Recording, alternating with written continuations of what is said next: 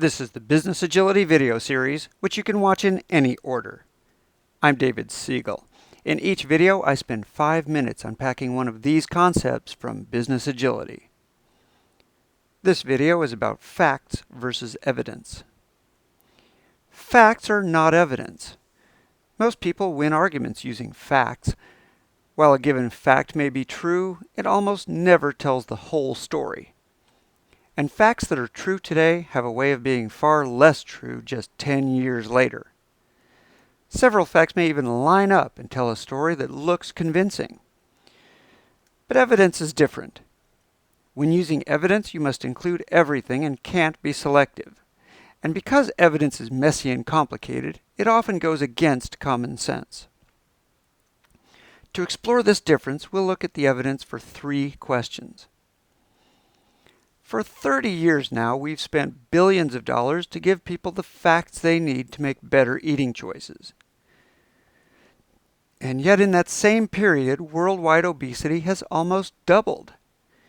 Are people ignoring the facts, or is something else going on? Well, the theory is that if you burn more calories than you consume, then you'll lose weight. And if you consume more calories than you burn, then you'll gain weight. And if your calories in equals calories out, your weight won't change. Does the evidence support this theory?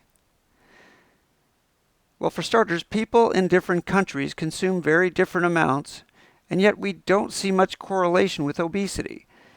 Even carefully controlled studies have failed to confirm the balance theory. What's driving this?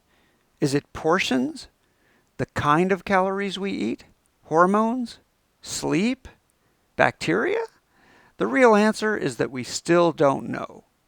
All the diet and exercise books are based on anecdotes and pseudoscience, not evidence. We have a lot of theories, but we still don't know how to prevent or correct the current epidemic of obesity.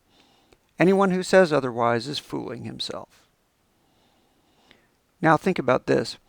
Investing in more education leads to more economic output. Is that true? While most countries have poured money into education over the past 40 years, countries that invest in general education do not see an increase in productivity as a result. A careful examination of the evidence by Lant Pritchett of Harvard University has shown that while GDP has increased in most countries, that increase is not caused by a rise in education. In fact, Pritchett has found a slight negative correlation. It's complicated, but for most countries, an improving economy leads to increased education, not the other way around. This is also true of individuals, by the way. To increase your knowledge, get an education, but to increase your earning potential, acquire skills and mastery. Let's look at executive pay. Do CEOs who get paid more cause their companies to perform better? Well, if that were the case, this is the kind of signal we would see. The more you pay, the more you get. There are several ways to measure this, of course, but in general, we're looking for some kind of correlation. What do we find when we look at the evidence? Here's how that looks in Australia. Here it is in Massachusetts, with increased pay going to the right and revenues increasing and decreasing vertically. And here's the tech sector in the United States. If there's any signal here, it's pretty faint. Do we see a correlation between CEO compensation and something?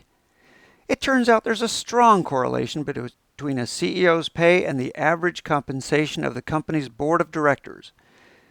This doesn't imply that any particular company should pay its CEO less, only that the connection between cause and effect isn't supported by the evidence. It's difficult to tease apart cause and effect. To increase your chances of success, hire people who pass rigorous skill tests in these areas and ask them open-ended questions you don't already know the answers to or the answers you want. At Business Agility Workshop, we can help you find and work with world-class analytics people to make sure you're following the right trail of clues to the truth. Humans are experts at seeing patterns that aren't there and jumping to conclusions based on random or limited information. By looking at evidence, not facts, we can be less wrong in our search for true cause and effect. Come to businessagilityworkshop.com and get started on your journey.